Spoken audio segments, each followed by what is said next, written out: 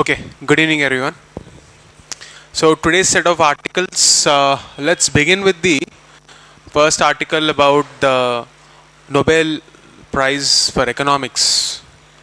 So this is a fairly straightforward logic, but why did this three of them, why did they get the Nobel Prize for Economics? What is the subject matter? What is its relevance for UPSC? Let's have a look. See, what is economy in short? We always say economy, right? Can you tell me what is economy? There is a difference between economics and economy. Yes?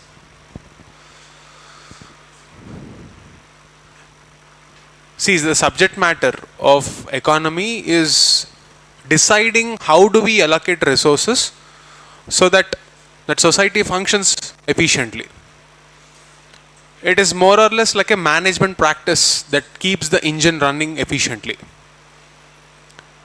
In this context, the Nobel Prize is about what is the sweet spot where the state should encourage R&D, how much of it should go into R&D, how much of it should, where should we stop basically? This is the question that was asked. What is R&D? Research and development. Why is it important for economy? Yes? See, ultimately, the purpose of technology in the context of civil services, and the reason why you are also preparing science and technology as a part of syllabus, how does science and technology make life easy for citizens? The scope of studying science and technology for bureaucrats is to at least have a bare minimum conversation with the scientists to figure out how much can we allocate to science. It is a dialogue between the politicians and the researchers, because someone who is focused on science will expect budgets beyond what is affordable for a nation, and policymakers should be in a position to take that judicious call. What would be a good sweet spot? We want a metric. That is the metric that these economists came up with, and it is for that purpose they received a Nobel Prize. Okay, fine. You wouldn't be getting GK based questions in UPSC. Even if you get, most of the people will get it wrong if memory is what they're testing. What is the underlying takeaway for UPSC? That's what we should be focusing on. By figuring out the metric or the sweet spot that decides how much of investment into R&D is good, these economists gave policymakers a very important tool. If you relate it to the abstract concept of creative destruction, we have discussed this concept of creative destruction, where the concept involves theoretically that let's say if there is finite amount of capital, this capital or money will be allocated to the most efficient one.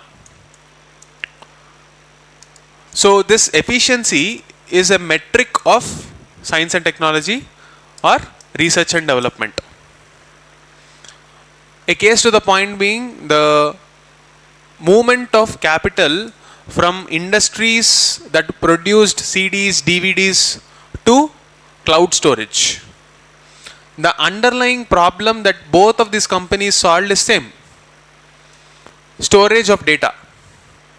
But the way they are doing it, the technology they are using it, made it much more efficient, and the capital flew from one set to another.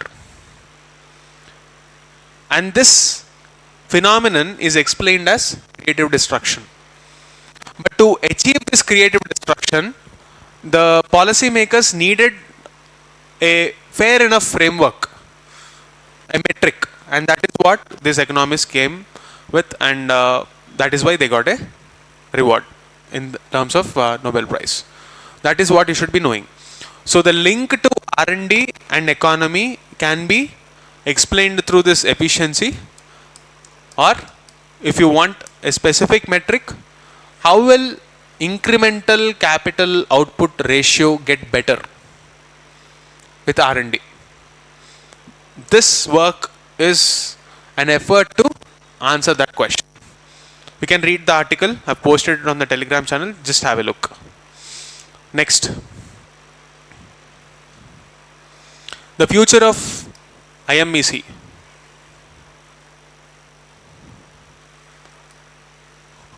Yeah.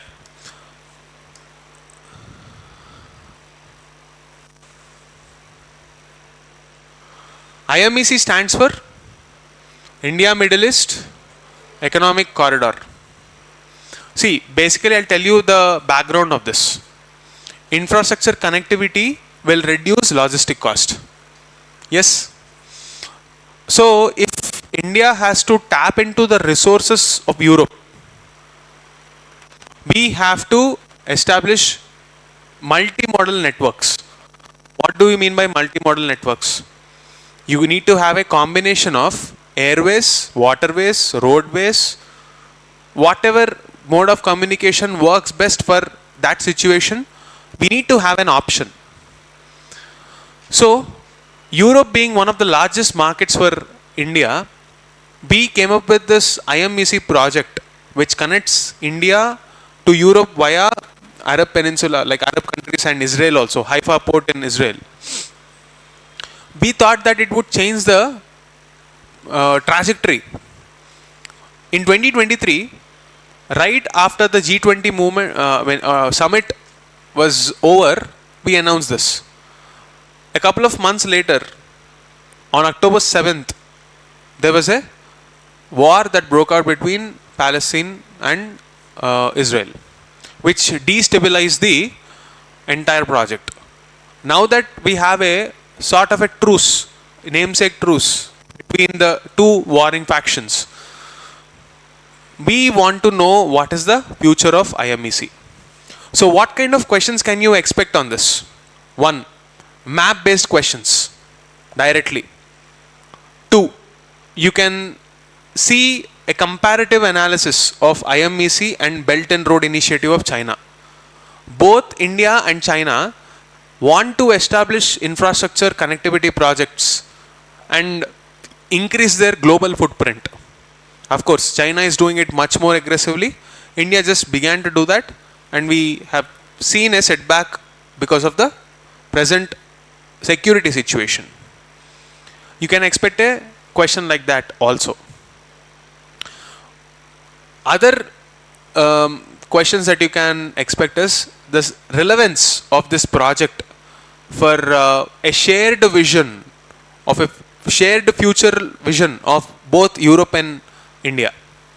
For example, both the India as well as the continent of Europe have this decarbonization agenda.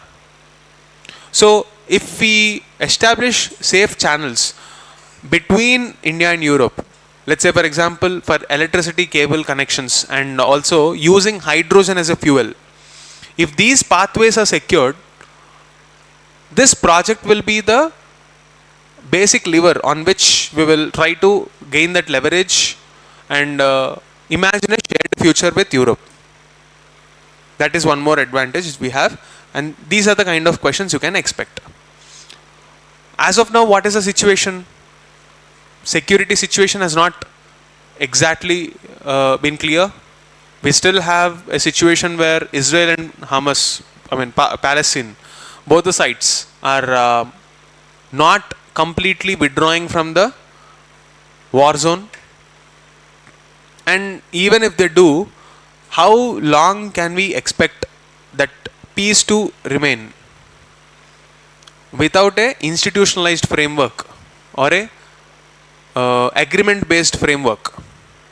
These are the questions that are hampering the future of this project. This is what we need to know. Moving on. The fiscal architecture of municipalities. So in this article, again this is written by the member of the Kerala Urban Commission. Now Kerala Urban Commission, as we have seen recently, is in news for what reason? The new climate smart urbanization plan, which is trying to incorporate not just the climate friendly elements but also the smart city elements. And it aims to be the role model for urban governance going forward. So any article written by the members of those commissions, like those role model like commissions, they have a certain weight. And it is in this context, this article which talks about the financial position of the local bodies becomes important. Okay, let me clarify the context again. GS2. Federalism. In federalism, that is your center-state relations chapter, broadly speaking, you can divide the topic into administrative, legislative, and financial relations. Okay? So the present topic that we are discussing corresponds to the financial relations aspect of center and state. We are not just talking about the states here, we are going one level lower to the local bodies. So it is in this context the financial architecture, or the way money is flowing from different avenues to the local governments, that is now the point of discussion. In 73rd and 74th Amendment Act, it's almost 30 plus years since this amendments came into the picture, and even till date, decentralization of democracy in its truest sense is still a dream. Why? Because what is democracy? A situation where there is a complete autonomy in all domains for the respective tiers of the government. When it comes to the local level government, they are still dependent for money on center or state. So there is not a chance that we can call it a true democracy. It's a namesake democracy, at least in the case of Indian cities. Why is this a problem? See, Indian cities account for almost 35 to 45% of our GDP. And yet, they do not get the due respect they deserve in terms of governance. Compare that with, let's say, cities like Shanghai, Tokyo, or New York, NY, London. All of these places have an directly elected head of the city, mayors. And they actually call the shots. In the case of India, we have no such mechanism. And this creates a peculiar situation called the inversion of democracy. What is this inversion of democracy? You put responsibility in one hand, but you don't give the financial powers to make those responsibilities a reality. Like if you want to enforce some responsibility, they will also need some powers. With the latest GST amendment in 2017, whatever powers that local governments had in terms of taxation, they were also taken away. Now, if cities have to borrow money or raise money from the market, they will have to approach the government because of a constitutional provision, Article 293, where the provision says if the states have existing loans, they should take the permission of the center to take new loans, and the center should give the guarantee. So this restricts the ability of the state governments and thereby local governments to borrow money from the market. It is in this context you have a proposal from Niti Aayog, which is a policy advisory body. That policy advisory body, it's like a think tank. It tells you what to do, what not to do when you are stuck for solutions. So it came up with a solution saying that local governments can go to the market and take municipal bonds.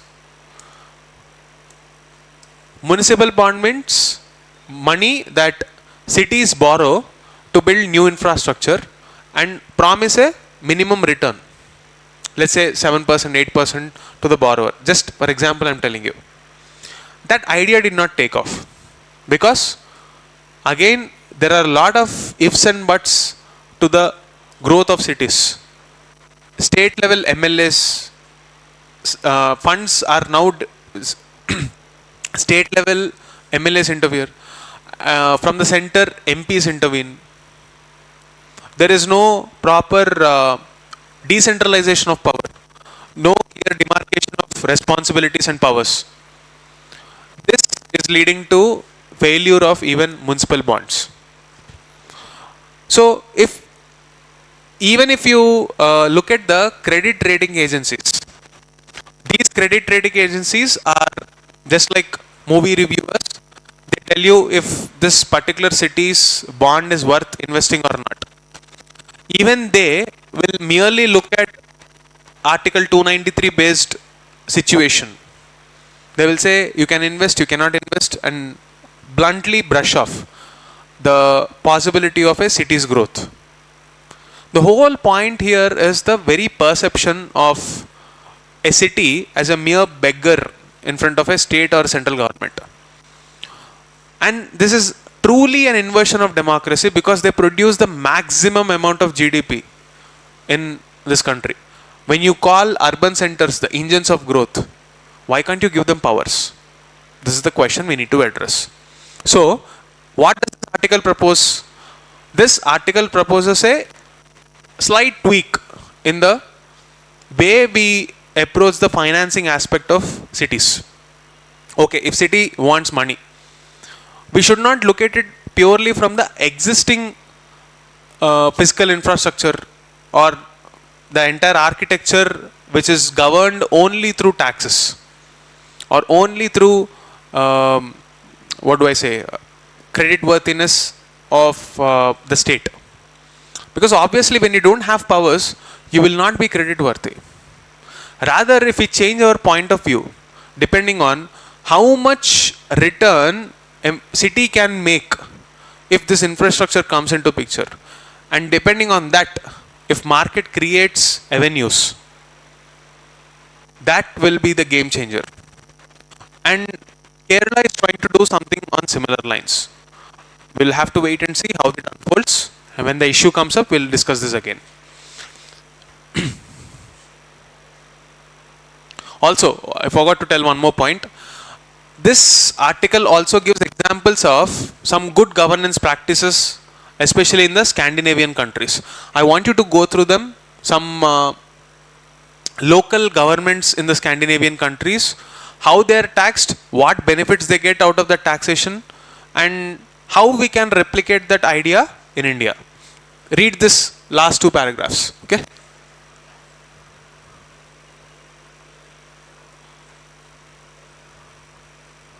See, this is more or less what we have discussed yesterday. What this article is trying to say, India has an opportunity in this crisis, and if we work on our basics, we will be able to reimagine a country where India becomes an example for future growth. Same ideas are repeated again and again, so I am not explaining that article because this is mostly self-explanatory. Just read this article because it has some specific stats. And some of the points that are discussed here will be explained in, I think I forgot that article. There is one more article on what is the key element of energy transition.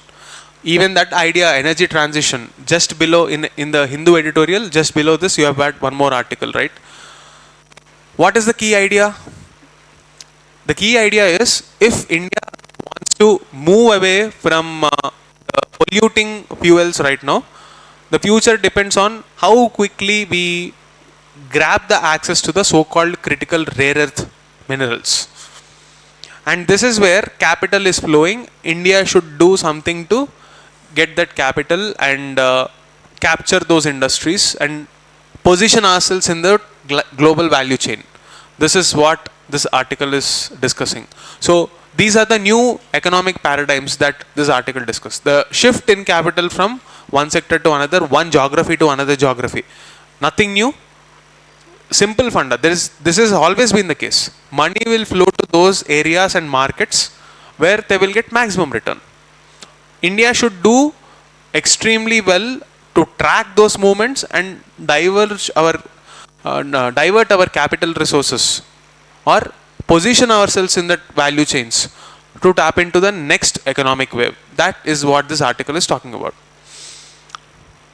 The road to gender equity in quotes. See, there is a previous year question about the role of women in judiciary. What is the central point there?